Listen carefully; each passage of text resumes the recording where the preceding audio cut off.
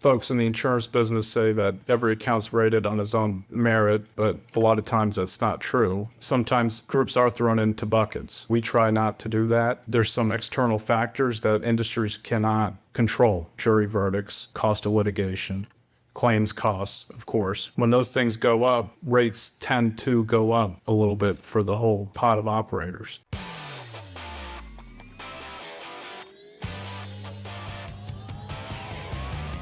You're listening to the Ground Transportation Podcast with Ken Lucci of Driving Transactions and James Blaine of PAX Training. Learn how you can build a thriving transportation business with real profits, repeat clients, and enterprise value. And now for your hosts, Ken and James. Hello, everybody, and welcome back to another episode of the Ground Transportation Podcast. I am really excited about my guest today. I'm a little sad I don't have my partner in crime, my other half, my Ken Lucci. I am sure he is no doubt doing an incredibly large deal that will revolutionize the industry, maybe even riding in an autonomous vehicle, who knows. But I'm super stoked about our guest.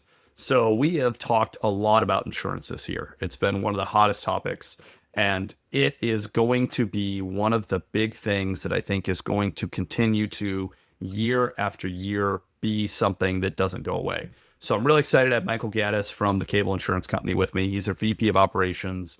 And I got to tell you, I talked to a lot of people in insurance, and I think Michael has got a really incredible background, and I think he's going to bring a lot of perspective. Michael, thanks for coming on the podcast, man. Yeah, absolutely. Thank you for having me on, James. Hey, no, I'm excited. You guys are very different. We talk about a lot of the major legacy carriers. Tell me a little bit about your background, because your story and kind of the way that Cable comes to be is not the typical backstory. What does that kind of look like? Where do you guys come from? How do you come to the mix? Kind of give me the backstory a little bit. Yeah, so the holding company was started in 1959. So my grandfather was in Virginia, had come down to Florida. His brother had a service station here in Fort Lauderdale, gas station. Had loaned money to a cab driver. Okay. Took his medallion. And, throughout the years, throughout the 60s, started acquiring more and more taxi cabs here in Fort Lauderdale as Fort Lauderdale was growing, and eventually had turned yellow cab into what it turned into before the Uber revolution. And he had at one point owned the largest bus company in the southeastern United States. Had taxi cab fleets here in Fort Lauderdale, Tallahassee, Philadelphia, among some other cities. And we also ran black car service with 120 limousines, airport shuttles. But he had always been involved in the risk business as well. Owning a fleet that large, insurance is a large cost. Had an offshore captive, had an insurance company at one point and sold it. So fast forward to 2018, he was 86 years old and decided that he wanted to start another insurance company. Another insurance company. So he'd already done it once. He's doing it again. Yeah. Love it. Yeah. And most guys, when they're 86, want to be sitting on a beach somewhere, drinking a martini or something. But he's already in Florida, right? Like, just pick one. Like, he just literally pick a beach. Exactly. But unfortunately, he passed away in 2019, a year after the company was founded. And we were right at the time, we were a startup carrier, around $2 million in premium, and we wanted to focus on the transportation industry. That's what we knew. Our transportation companies here have always adjusted their own claims, so we had a claims team. So we brought in some underwriting minds, president at the time, and now in 2025, over the past 6 years, we've slowly developed our program. It's something that we did not want to grow too quickly and burn ourselves.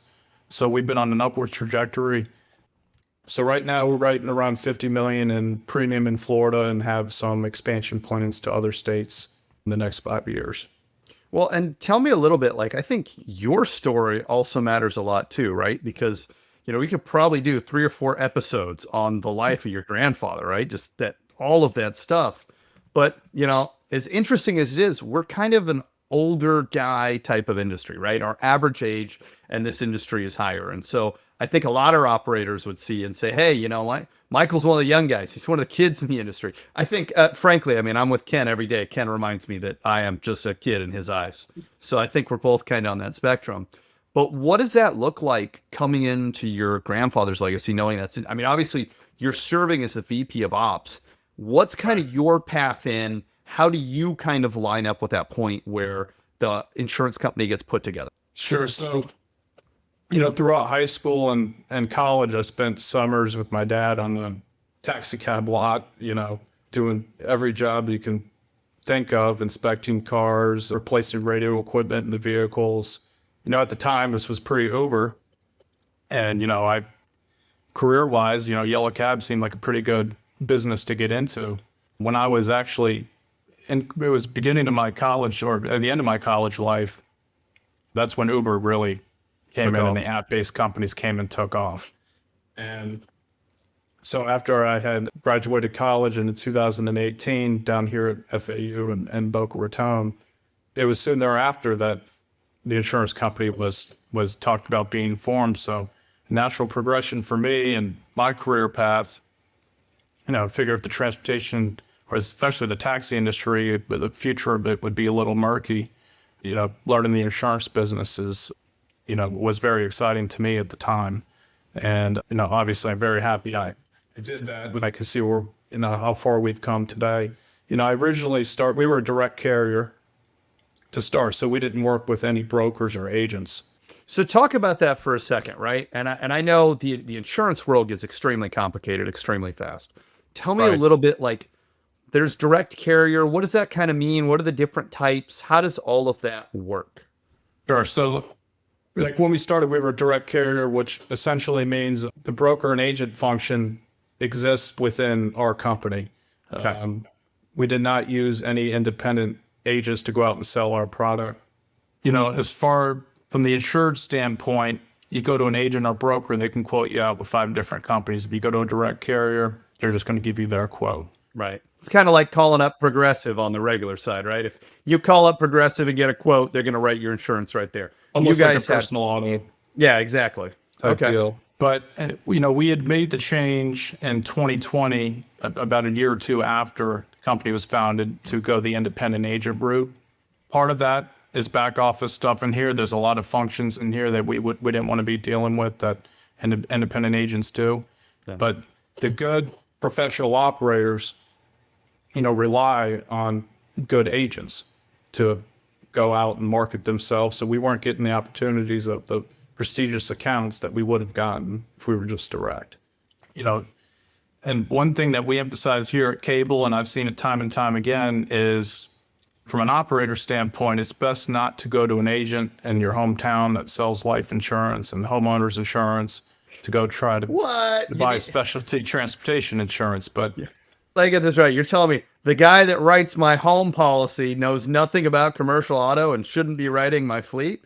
Look, that's something we have talked about time and time again. And I'd love to hear your take on it because it's something we talk about a lot.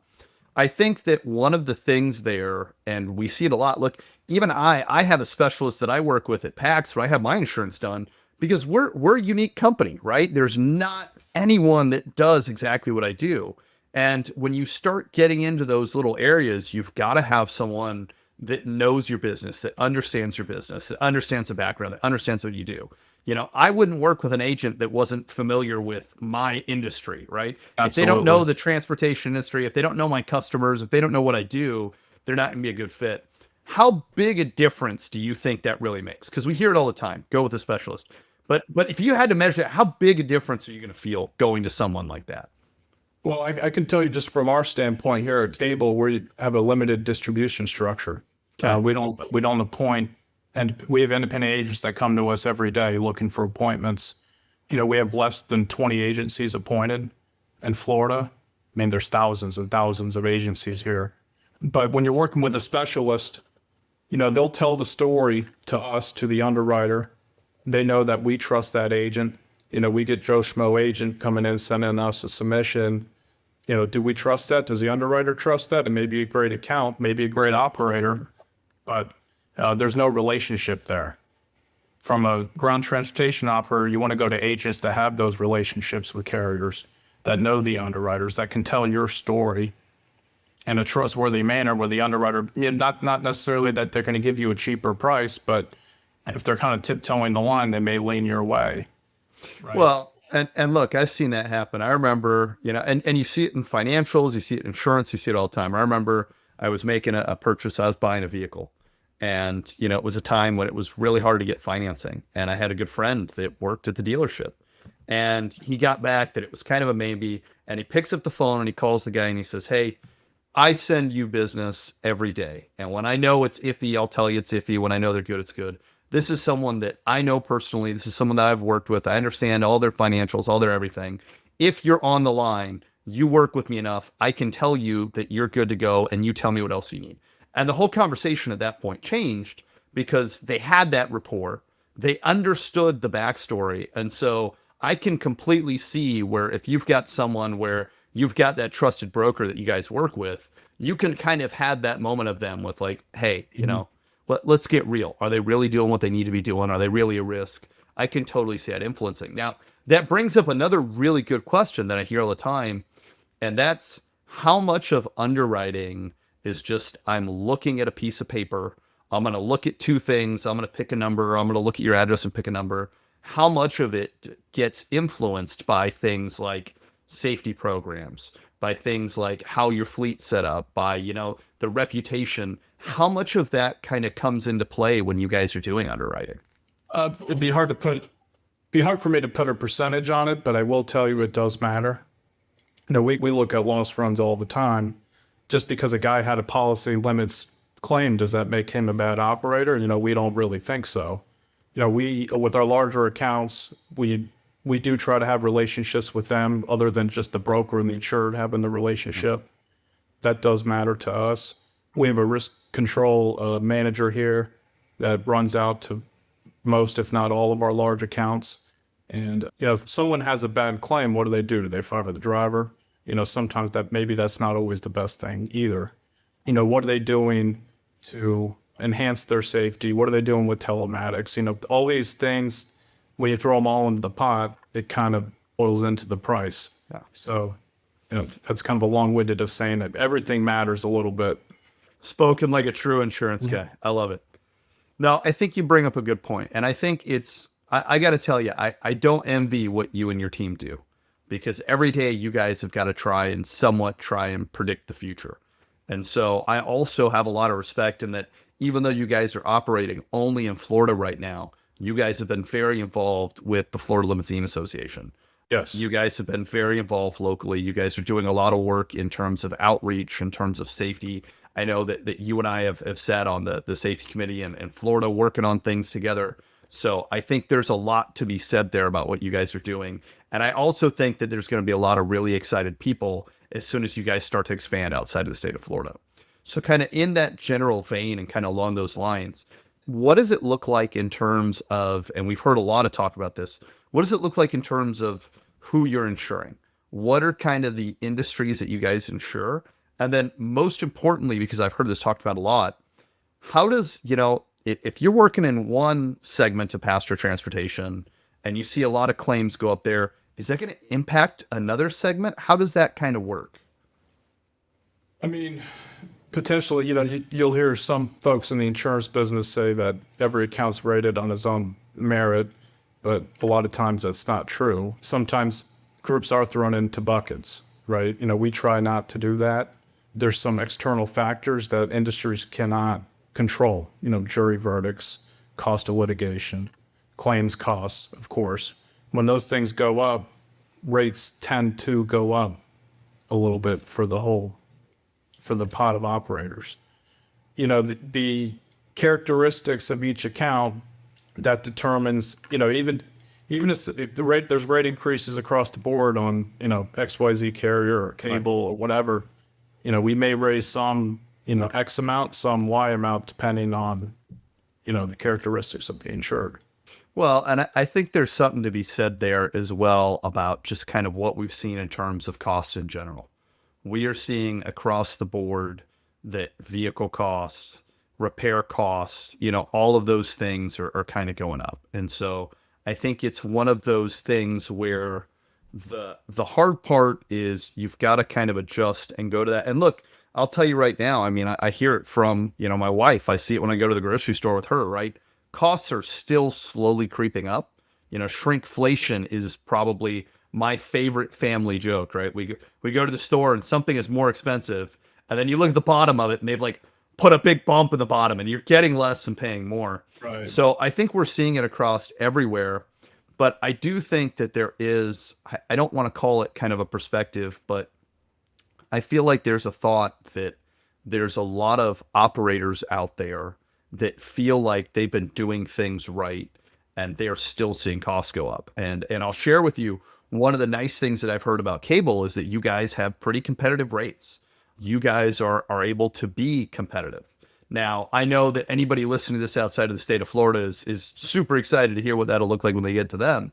But as an insurance company, how are you able to be competitive? Is it because you're specializing kind of in this one area, or what is it that kind of allows you guys to do that makes you different there? Yeah, that helps. And being a smaller insurance company in the grand scheme of things, we do run lean. We cut out unnecessary costs when we can. We don't have a bunch of bloated rent payments or salaries or people that shouldn't be on board. All of those things. It's just like a small transportation operator, right? They're looking at their dollars and cents maybe a little bit more than a national transportation company, in some respects. So that helps. We are very aggressive with our claims handling. We try to get stuff settled as quickly as possible. Given the circumstances, some stuff, when they get an attorney and, we fight those too. But our president here, his name is Steven Sandler, president and CEO. He always says if our claims expenses are higher and our bodily injury payouts are lower, he's a happy guy. In the long run, plaintiff attorneys sometimes can try to be bullies and send you a demand in for your policy limits of $1 million, and this person has a traumatic brain injury, et cetera, et cetera.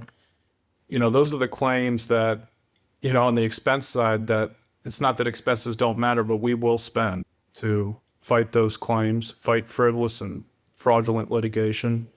And in the long run, that attorney gets a very similar case. They may not push it as hard the next time. So, we feel like being aggressive in especially those high limit, high damages cases where we feel that are exaggerated, help us, but overall help the industry because it helps us keep rates as low as we can here in the state of Florida. Well, and it's funny that you say that because, I got to tell you, when it comes to the plaintiff's attorneys, my father-in-law lived in Florida and his favorite thing to say was, I got an accident. I got me $1 million, right? That was always the running joke. And I said, oh, who are you going to call? And he goes, it doesn't matter. Just pick a billboard, right?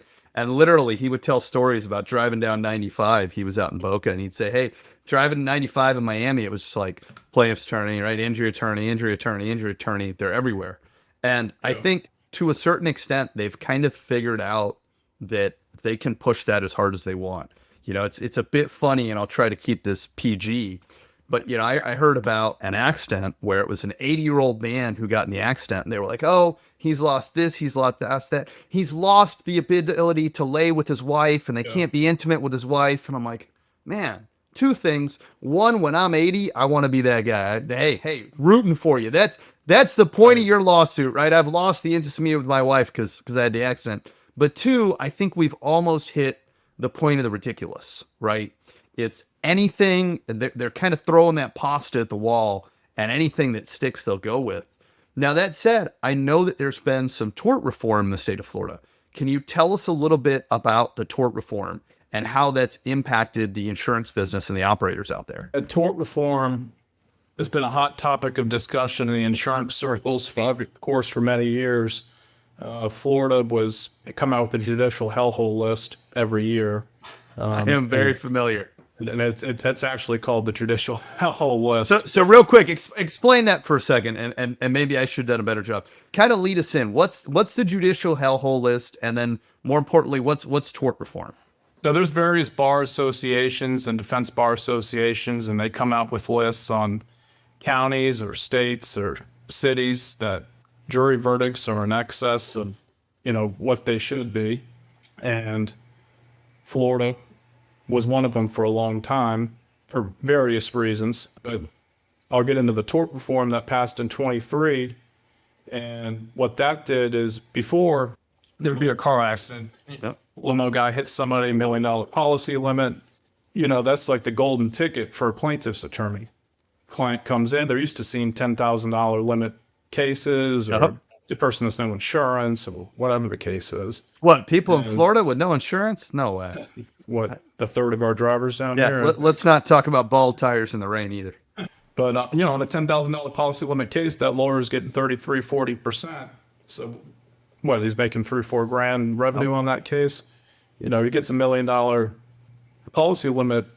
He's telling that client, go treat, run up the bills, right? And then we get a demand in with $500,000 worth of medical bills, or all overbilled in some cases. Well, and there's a whole side industry there too, right? That's one of the things that I know we've talked about before is these plaintiffs' attorneys have like their own short list of medical providers and people they know exactly how to rack that bill up. And because it's public knowledge, they know your policy limit, right? They know how much they're going for. Yeah, within 30 days here, we have to give them a disclosure on our policy limits. But what tort reform did do is before they could go in front of a jury and put whatever numbers they want. An x-ray, they would say costs $12,000, for example. Yeah. When tort reform passed, now it's 125% of Medicare rates. So we're able to argue that, say, no, that x-ray is not $12,000. That x-ray is worth $2 grand, whatever. Now the comparative negligence standard changed. What's that? Tell me let's stop real quick right there. What is comparative? That's a super fancy term. What's kind of the layman's version of that? Sure. So, before 2023, an operator could be 10% at fault for the accident and still get hit with 10% of that claim. So if it's $1 million claim and the operator, the limo operator's 10% at fault, or the jury deems them 10% at fault, or whatever the case is, they still owe $100,000 on that claim. And the other person doesn't owe the 90%, right? It's just they get away scot-free, and the limo operator has to pay the 10%. So it's a double standard in a sense, right? And now with the modified comparative negligence that was included with the 23 tort reform, if the plaintiff that is claiming injuries or files a lawsuit or whatever, if they're 51% or more at fault, they can't recover anything. Okay. Right. So how big have the fights been over that 1%? I got to imagine they're fighting tooth and nail for that, right? Yeah. I mean, before I think plaintiffs' attorneys were a little more aggressive because I think at least we'll get something out of it. Right. Now it's a little bit more risk if the plaintiff attorney has to hire, they got to pay for their doctors, they got to pay court costs and all that. Do they really want to do that if they're going to get zipped at trial? Probably not. Now, are most of those attorneys on contingency? Is that kind of the way that they're operating? Yeah, I mean, 99.9% of personal injury attorneys here in Florida, they'll take 33, I think it's 33% or something, pre-suit of the client settlement. Gets into suit, they'll usually take 40. Okay.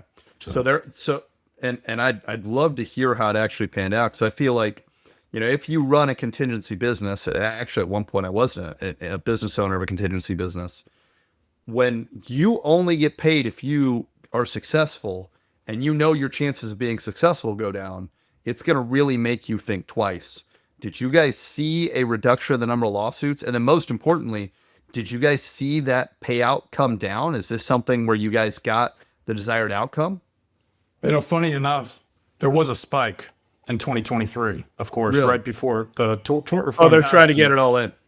Yeah, there were. Yep. I mean, you could Google the Insurance Journal or whatever website you wanted to use, but there was hundreds of thousands of lawsuits filed in March of 23.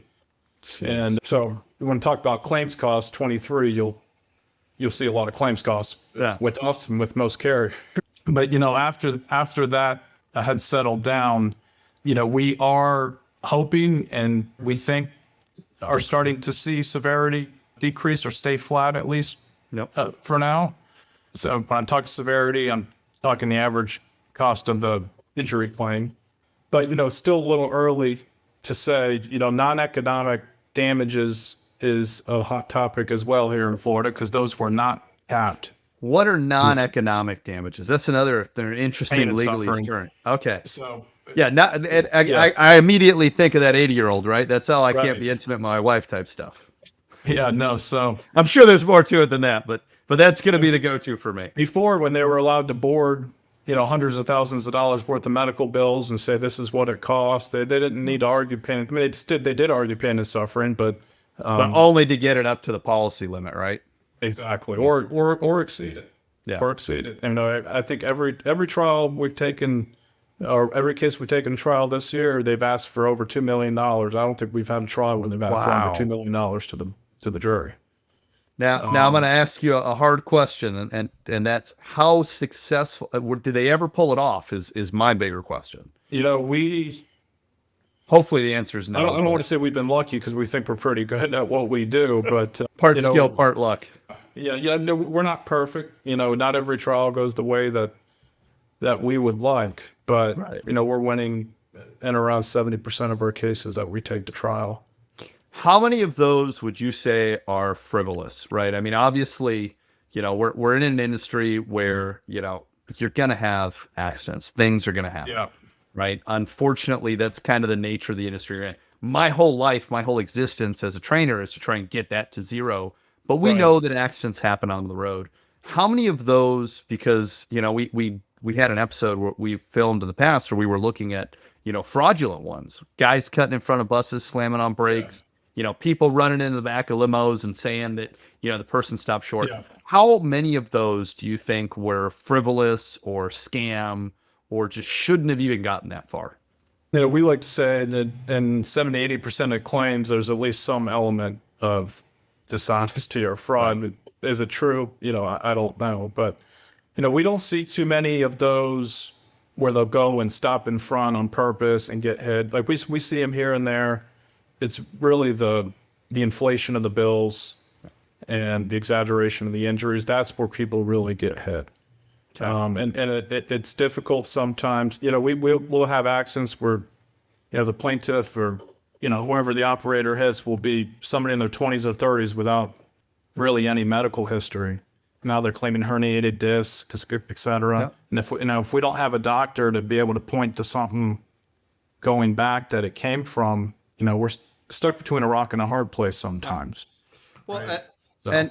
and look, I mean, here's the thing. I still haven't broke 40 yet in terms of age, but I still remember as a kid, you'd watch the sitcoms and the guy would get in a tiny little accident, and it was almost the cartoon. It was back then. It was the neck brace. Like I remember, Yeah, anytime right. there's any kind of injury, the guy or gal is in a wheelchair. They've got one leg up. They've got the neck brace on, and then the joke is that as soon as the court case is over and it's awarded, they hop out of the chair and walk out.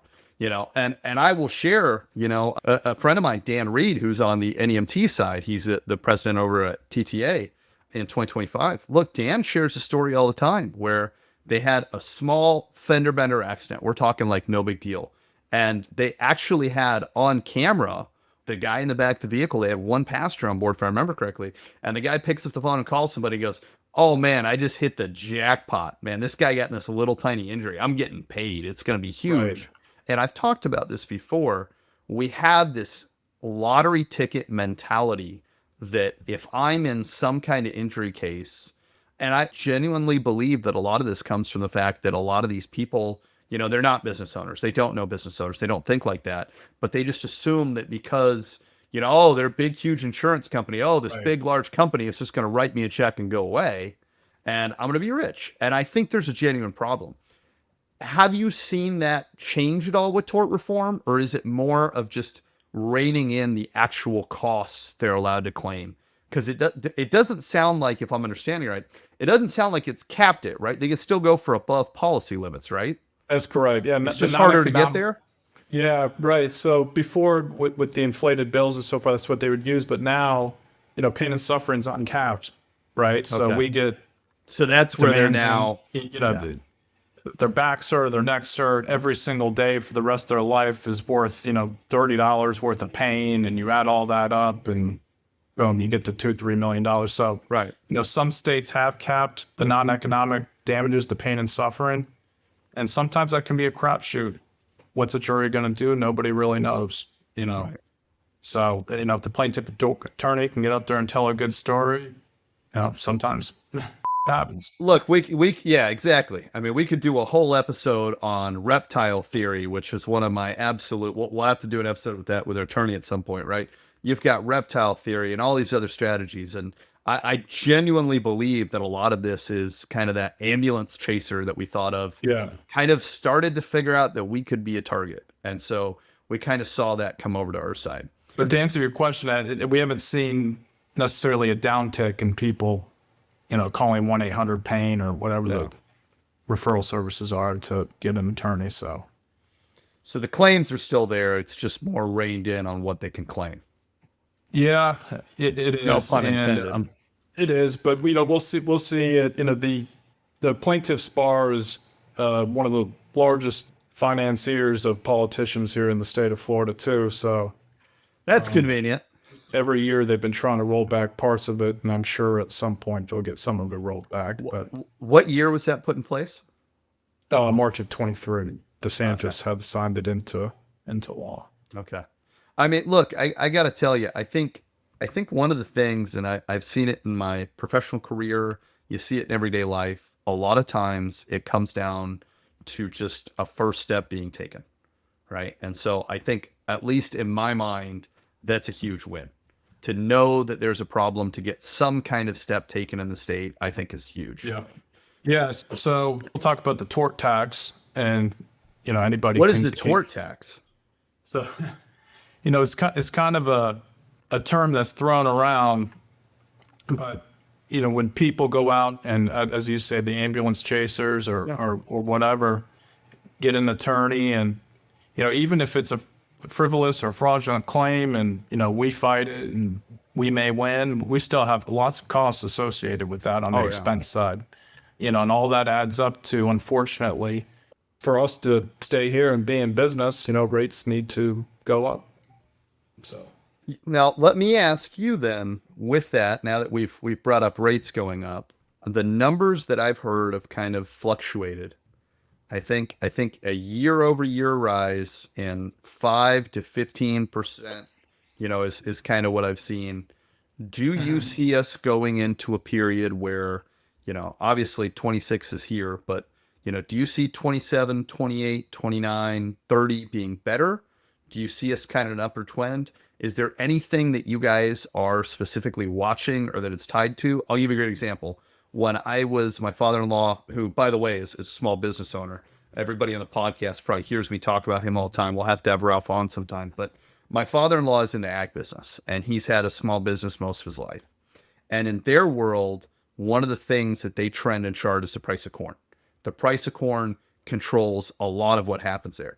Is there anything like that in your world that you would say, hey, these are kind of the indicators, this is kind of what we think is going to dictate the next 4 to 5 years? Is there anything like that you see, and I guess what's kind of your outlook in the next 4 to 5 years?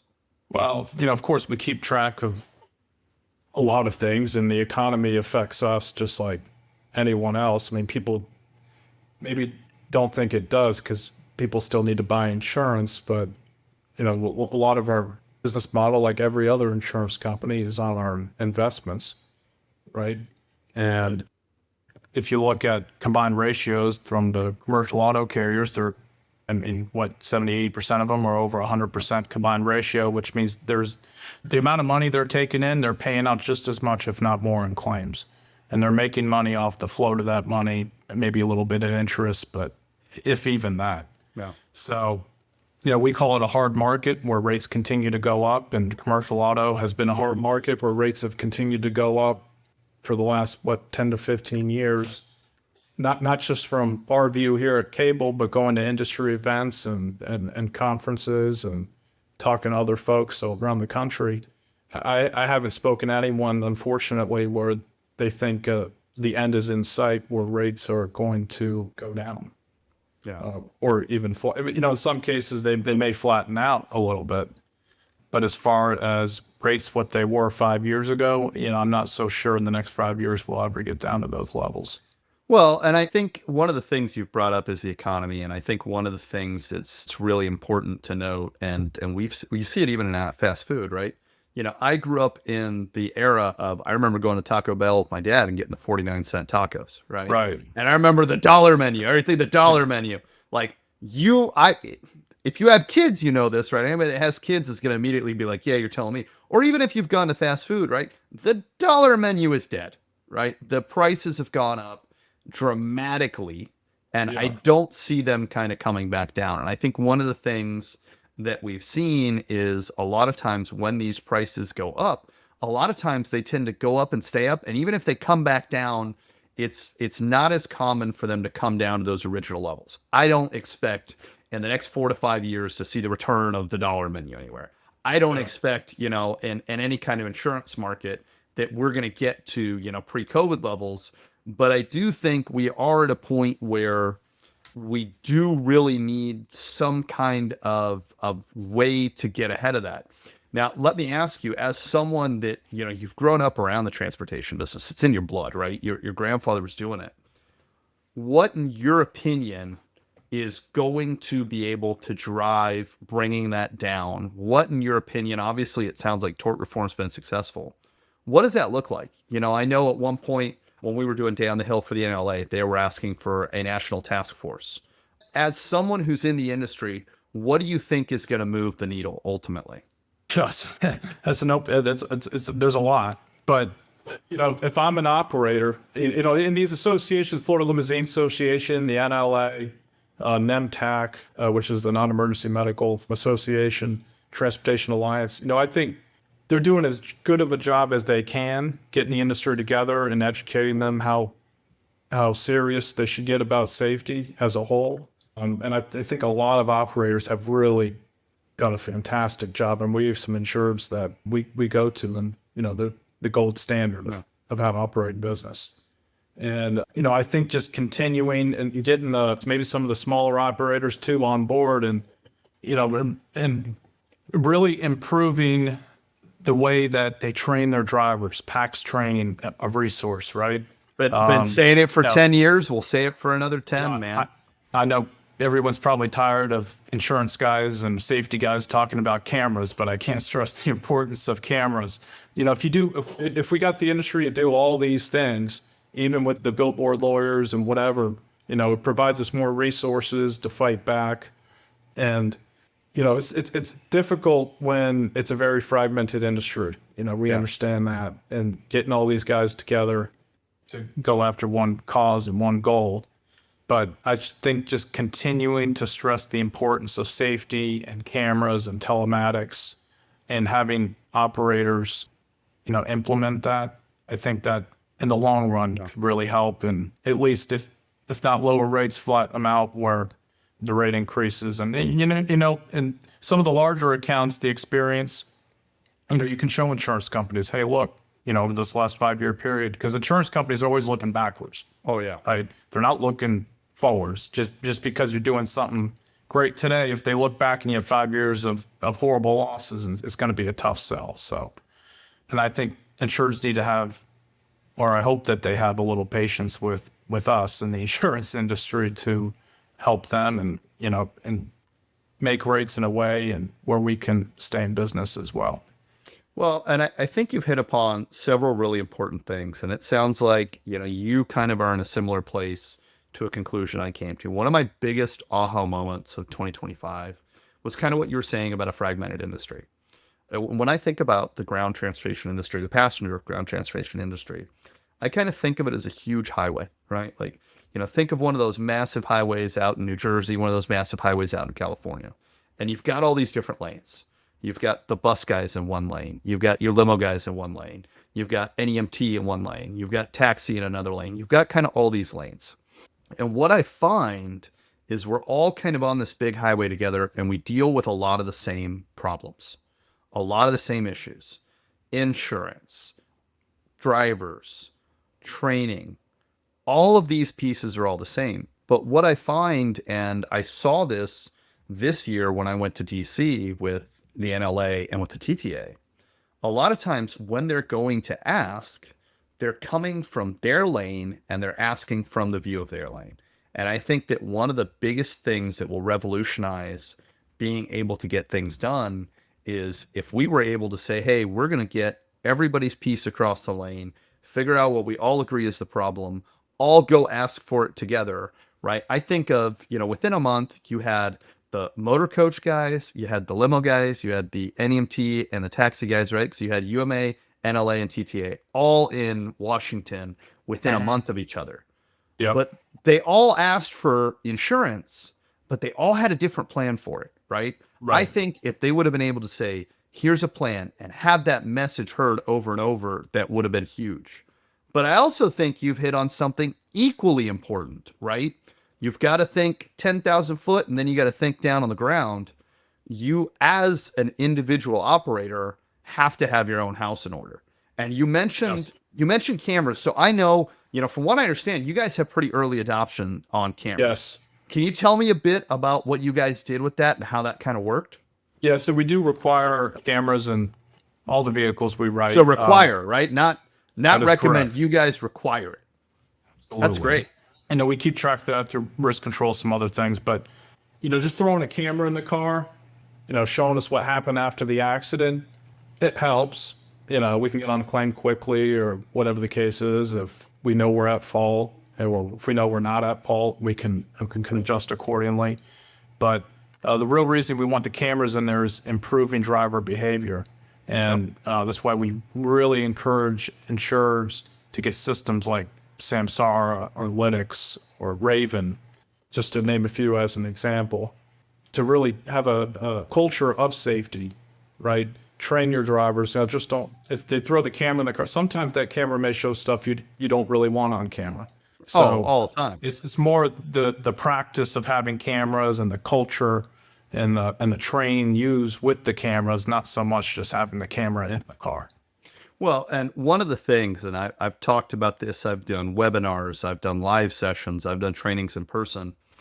I really kind of look at it as you got to really treat your team like a sports team. And I'd love to get your thought on this and your opinion, because the way I see ourselves at PAX is we are really bringing them into the right culture, setting the right culture. We are the practice. We are the ongoing. We are that piece that makes sure they know exactly what to do and how to do it. Where I always look at that handoff is, as a coach, imagine, and this is kind of a great way to think about it. Imagine if you had a coach that trained the hell out of a team, but didn't actually go to any of the games.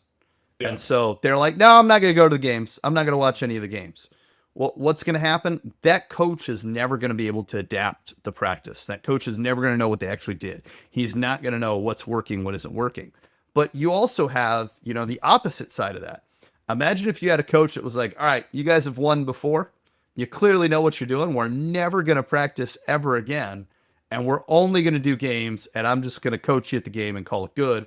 And oh, by the way, I'm not going to be watching half the time. It sounds absolutely crazy.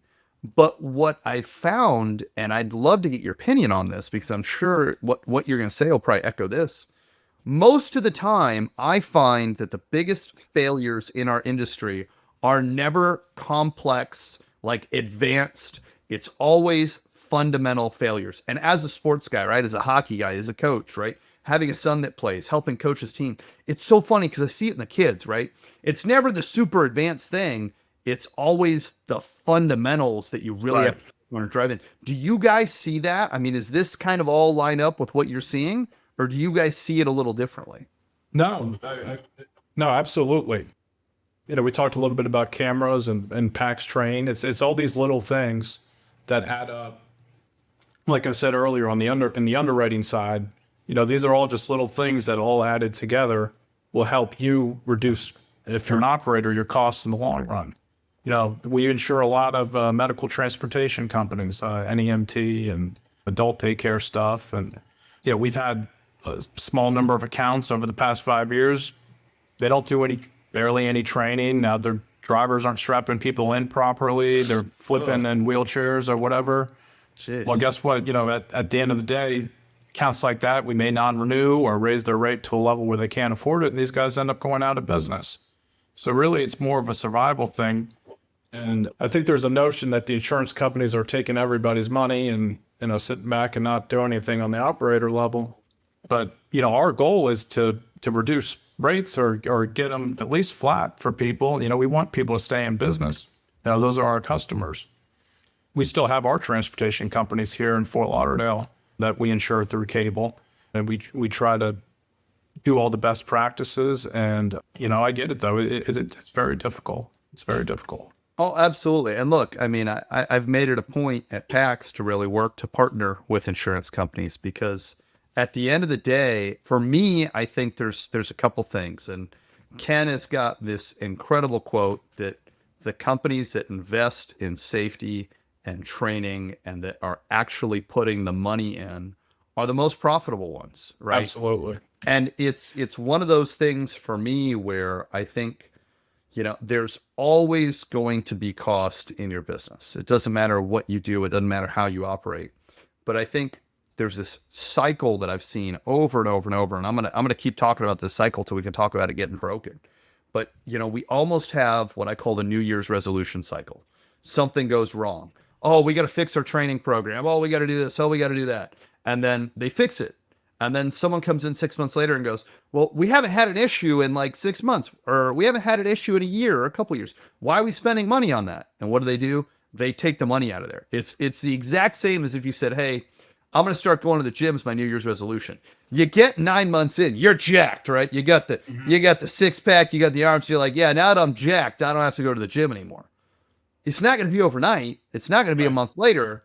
But guess what? By the time New Year's comes around again, you're now losing all of that you put in. It's a constant battle to keep it there. Absolutely. And so, let me ask you, we've talked a lot with brokers that have given us wonderful advice on how do you actually put your best foot forward. So if you are a company that's investing in safety, if you're using PAX training, if you're using cameras, if you're doing things right, getting them that information so they can share it with the underwriters so they can do that.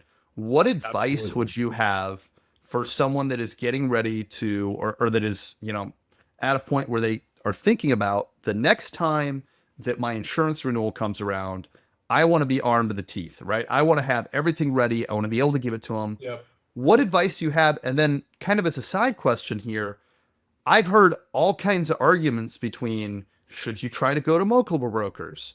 Do you get frowned on if more than one broker tries to, quote from a company? Can you talk to us and kind of close us out on that process? Well, on the broker issue, ideally we get information from one. Okay. We've had instances where one account will go to 3 or 4 different brokers. We get 3 or 4 different submissions, and they all say different things. Immediately that's a red flag. Yeah, that does not instill confidence. And it may not be the insured's fault. It may be the agent's fault. Right. But regardless, it sets off alarm bells here, and I'm sure it would for other insurance companies as well. So, my advice to any operator would be to go to or use your current or find a trusted transportation broker and use them. Okay. Just to get back on the, claim sister instance, I want to give an example. We have had it insured for a long time. It does a lot of stretcher transportation, medical transports. Had 3 or 4 stretcher falls within 18 months. Whoa. I think all of them, or not all of them, but most of them are at policy limit sets. Now the guy during the middle of this, got real serious about training, did everything he possibly could, put in Samsara, telematics, etc. We went out and visited him, worked with him. Now he's been a customer of ours for 4 or 5 years, and he's been fantastic. So, I think, and part of that was the broker relationship too. The broker facilitating us to go visit him, talk to him, visit his operations, see what he's doing. Right? We have lots of brokers that we work with that recommend us and bring us in. So that makes sense. So a good broker, it can go a long way in terms of costs and pricing and your relationship with the insurance company. So let me ask you an interesting question there, just kind of along those lines. How quickly, right? And this is something I kind of know what I see, but what I found is it's typically not something you can turn around quickly.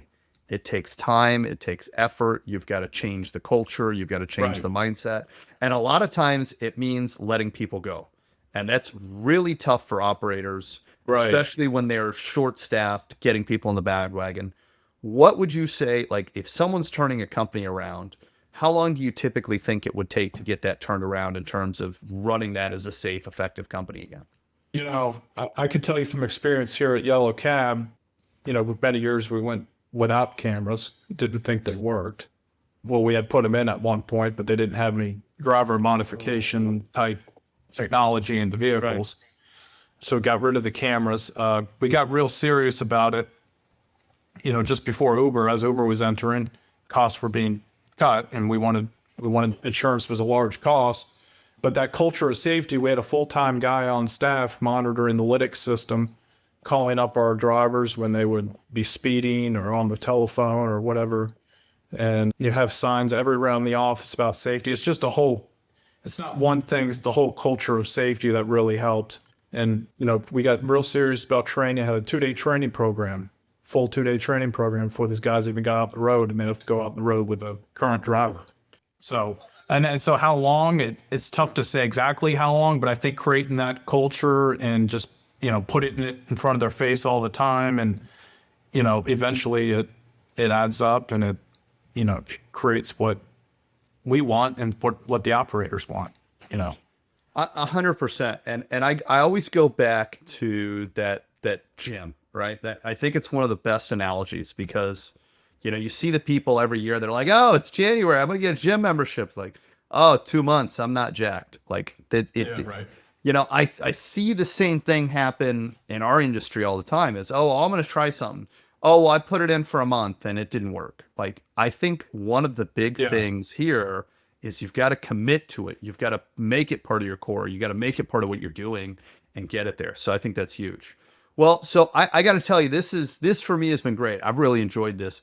Let me ask you, Michael, how soon are you entering other markets? Can you give our listeners, right? Obviously, insurance is huge. Can you give us any clues or hints as to what markets you guys might be moving into next?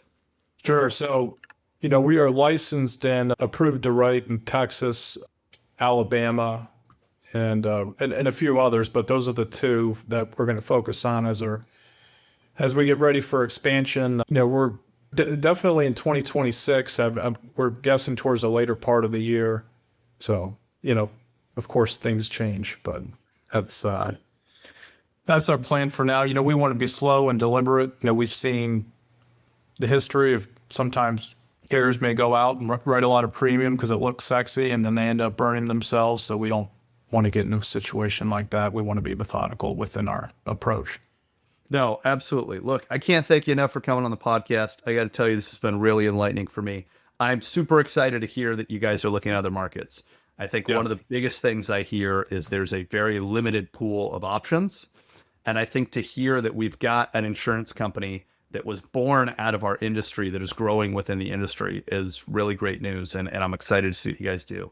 Let me ask you, if you had to leave kind of a parting thought, or if there was, one last thing you want to try and put out there, say to the listeners or share, is there anything that you want to kind of leave us out on?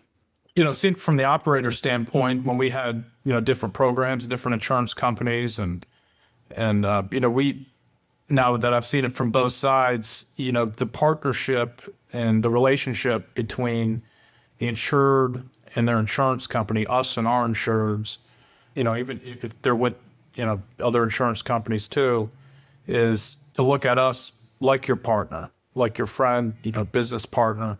I'm not so sure that, we have a bunch of insureds out there saying the insurance industry is scamming me, and that doesn't help anybody. We want to have that relationship with our insureds to, have them report to us our claims, work with us in lawsuits, then that helps the whole industry, right? It helps get rates to a place where they need to be. When insurers go rogue during lawsuits or whatever, we're kind of behind the 8 ball on that. Unfortunately, it affects the whole marketplace. Well, and I will echo that. I was talking to a very, very large operator out of the Northeast. And one of the things they were talking about is they carry a very, very high deductible. And Right. as part of that, they wanted to, they kind of investigate their own stuff. They have their own way of doing things. And they said, hey, it took a while for us to get with the insurance company and get that kind of, here's your part, here's my part. And I think there are a lot of people out there, and I hear it all the time. The insurance company, man, I can't report anything. I don't want to tell them anything. Right. The second I do this, they're going to jack my rate. They're going to do that. I genuinely believe if you look at your insurance partner as a frenemy, you are really kind of in that place of they're always out to get me. They're always out to do this. Absolutely. I can tell you right now, the people that are transparent and honest with the insurance companies, especially, and I'm going to put this out there, especially when you guys are doing safety audits, are typically the ones that get the most help. Absolutely. I'm lucky enough. I know a lot of these people that are out there doing the safety audits, right? We kind of operate in the same vein, and they're not out there trying to find an excuse to raise your rate. They're out there trying to help you run a better company, because the better you run the company, that's a win-win for them and for you. So it really makes my day to hear you say that. Again, I want to thank you so much for coming on. If people want to get a hold of you, obviously, as far as I understand, you guys are still just writing Florida at the moment. So if someone wants to get a hold of you, if they want to get a quote, if they want to learn more about Cable Insurance Company, what should they do? Yeah, they go to any one of our independent agencies. We partner with the larger transportation guys in Florida, Professional Insurance Center, Research Underwriters. We write a fair amount with SIP Insurance down in Miami for some NEMT stuff. So go on our website. I think there's a fill out a contact us page, and we'll get you in touch based on location with the right broker, and happy to quote anybody's business as long as it looks good. So awesome. I appreciate you coming on. Everybody listening, if you haven't already, please drop us a like, drop us a subscribe, leave us a comment. Let us know what you like. Let us know what you don't like. Let us know what you're thinking and what you'd like to hear. And as always, thanks again for listening to the Ground Transportation Podcast. Bye-bye. Thank you for listening to the Ground Transportation Podcast. If you enjoyed this episode, please remember to subscribe to the show on Apple, Spotify, YouTube, or wherever you get your podcasts. For more information about PAX training and to contact James, go to paxtraining.com. And for more information about driving transactions and to contact Ken, go to drivingtransactions.com. We'll see you next time on the Ground Transportation Podcast.